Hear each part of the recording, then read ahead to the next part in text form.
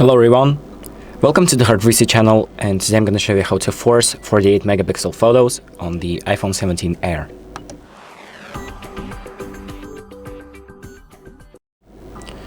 So if you want to take 48 megapixel photos on your iPhone instead of the usual 24, what you can do is go to the settings and then scroll down to the camera section and then select formats, and here we're going to enable resolution control.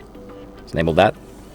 And now if we come back to the camera app, a new button will appear on the top left which allows you to change the resolution of the photos. So as you can see, 24 megapixels and 48 megapixels.